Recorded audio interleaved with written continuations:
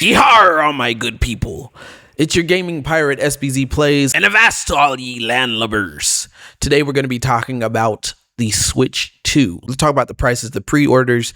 Did it change or did it not change? 1, 2, 3, SBZ in the house, SBZ in the house, SBZ in the house, SBZ in the house.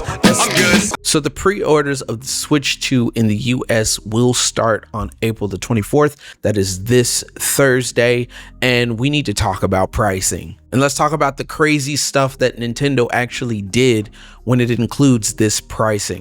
So this statement was released by Nintendo on April the 18th, 2025. And if we look here, we actually do see that they did apologize for the pre-order delays, which is reasonable. They hope that this reduces some of the uncertainty for the customers that they may be experiencing, and they also thank the customers for their patience. So we are still expected to get that launch on June 5th, 2025. Now, if we do look at the pricing settings, it does look like Nintendo Switch 2 and the Mario Kart bundle have not changed. What Nintendo has actually done is they've included the 10% tariffs inside the price of what we're actually getting, so there's no raises or anything else. They've done their due diligence. They are actually going to be selling at a loss. That's different for Nintendo because when we looked at the Nintendo Switch, they sold at profit, meaning they actually gained money from this. And if we look at stuff like PlayStation and Xbox Series X, they've always sold at a loss. So that means their subscriptions, their games, all of that stuff actually help their profit margins go up. Now we're looking at Nintendo doing the same thing for Nintendo Switch 2, seeing as how their games are astronomically crazy digital, and maybe these subscription prices will be crazy as well. Now, if we also look, it looks like Mario Kart World and Donkey Kong Bonanza are still the same price that they have actually said before. I was thinking it's going to be the same. Like, if we've actually looked at the history of what Nintendo has done, their first party games have always been the same market price.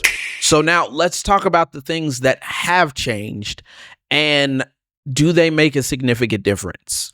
If we look at the Nintendo Switch 2 Pro controller, we're looking at $84.99, so it's gone up about $5. Same thing for the Joy-Con 2 pair, the Joy-Con charging grip, all of the stuff that is necessary and also not necessary. Those have only gone up $5 to $10. Like, if we even look at the camera, it's $54.99. The whole docking set is $119.99. Same thing for the carrying cases, and the SD Express card is about $60. When it comes to the bundle and the actual Switch console, we're looking at the 10% being $50. And when we look down towards all the stuff that is necessary but at the same time not necessary, we're looking at $5 to $10 increases on a lot of those prices. Now, do I think this is a win? I do think this is a win because it doesn't mean that those prices have changed since the Nintendo Switch Direct. That's why I think it's a win. It's considered a toy, and we've always known that whenever things get imported into the country, Nintendo's consoles have always been considered a toy. They haven't been considered as an electronic device the same way that PlayStation and Xbox Series X have been categorized. So because it's considered a toy, they do not get exclusivity when it comes to the tariff, so they do still have to get that 10% margin overall, but it could have been a lot worse. I'm just grateful that it's actually only 10% and not a whole lot higher like a lot of these other situations have exactly been. Now, what I suggest that a lot of people actually do is I suggest that you go ahead and put in your pre-orders, because then you can put it on kind of like a payment situation or layaway, if you will, to where you can just do $50 at a time, so that way you can actually get it. That way it's not affordable. But I would also suggests that when it comes to these necessary slash unnecessary things like the Joy-Cons and the Pro controllers, it's looking like you can actually still use the regular Joy-Cons that you actually have.